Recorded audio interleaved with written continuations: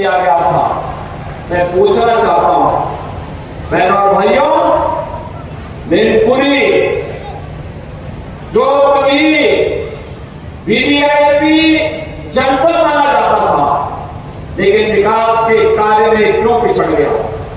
मैनपुरी तो हमारे ऋषियों की धरती रही है, मयन ऋषि से जुड़ी हुई धरती रही है, मार्कंडेय ऋषि से जुड़ी हुई धरती रही है, ये धरती च्यवन ऋषि के साथ जुड़ी रही है, इसका संबंध रहा है। और इस धरती का संबंध देश के स्वाधीनता आंदोलन से जुड़े हुए स्वाधीनता संग्राम सेनानियों से इसका संबंध रहा है। फिर पहचान का मोहताज करने वाले कौन लोग हैं आपके सामने? ये वही लोग हैं जिन लोगों ने आपके सामने जो पहचान का संकट खड़ा किया, आपके सामने पहचान का संकट खड़ा किया, प्रदेश के सामने उनके सामने अपने अस्तित्व का संकट खड़ा किया इन लोगों ने। सामाजिक ताने बाने को छिन्न नहीं किया, अराजकता और गुंडागर्दी इनके डीएनए का हिस्सा है। और प्रदेश में इनका मॉडल देखना है तो मॉडल इनका विकास का नहीं है। ये लोग विकास का नहीं, विकास के कार्यों में लूट मचाने वाले लोग हैं। आपने इनके कारनामों पर देखा होगा, इनका कारनामा वही है जो अयोध्या में एक निषाद बेटी के साथ समाजवादी पार्टी के नेता के द्वारा किया गया था। इनके घिनौने कृत्य वही है जो लखनऊ में एक बेटी को कैसे इन लोगों के द्वारा गिराया जाता है, ये इनका चेहरा है। और इनके वास्तविक कारनामे देखने हो तो कन्नौज में घटित घटना और नवाब ब्रांड ये समाजवादी पार्टी का वास्तविक चेहरा है। आज मैं आप सबसे यही कहने के लिए आया हूं कि बहनों और भाइयों, पहले सामाजिक ताने बाने को इन्होंने छिन्न भिन्न किया, प्रदेश को दंगों के आग में झोंका, विकास के लिए गरीब कल्याण के लिए जो धनराशि राज्य की लगनी चाहिए थी उसमें लूट खसोट किया, नौजवानों को मिलने वाली नौकरी में डकैतियां लगी गई। आज आप देख रहे होंगे कि कल हम लोग 1000 नौजवानों को सरकारी नियुक्ति पत्र देने जा रहे हैं। अभी हाल ही में आपने देखा होगा 60,200 से अधिक नौजवानों को उत्तर प्रदेश पुलिस बल में नियुक्ति के लिए हम लोगों ने परीक्षा सफलतापूर्वक संपन्न की।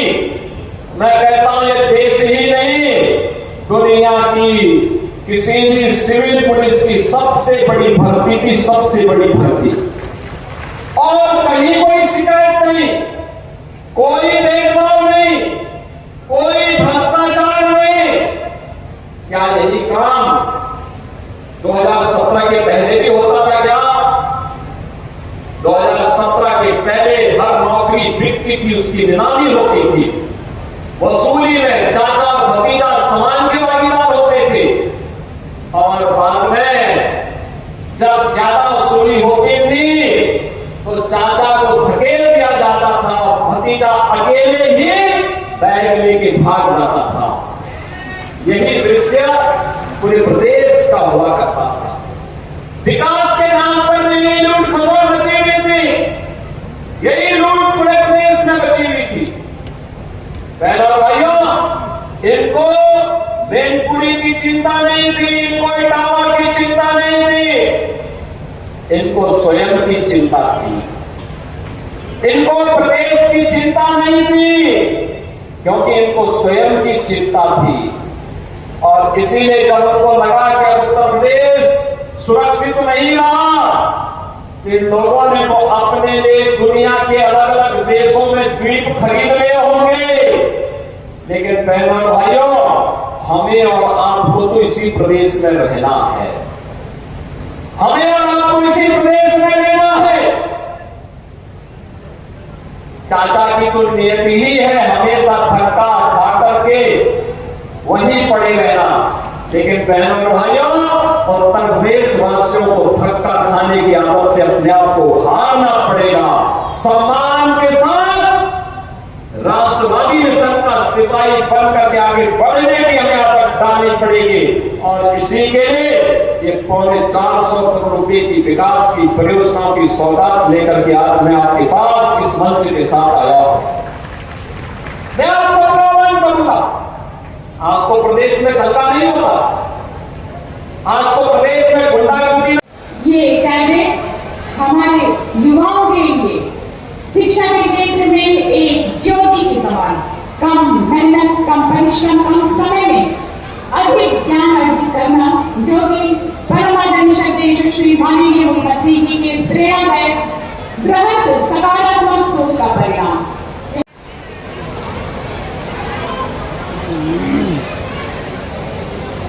जोरदार तालियों के साथ स्वागत।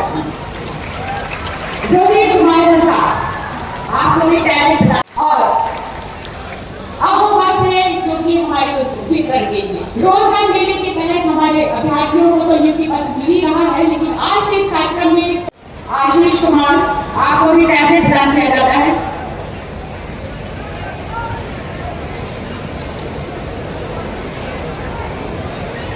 जोरदार तालियां हमारे सभी लाभार्थियों। दिव्या कुमारी दिव्या, आपको भी टैलेंट प्रदान किया जाता है। शिक्षा के क्षेत्र में एक नई ज्योति टैलेंट के माध्यम से रजत दुबे,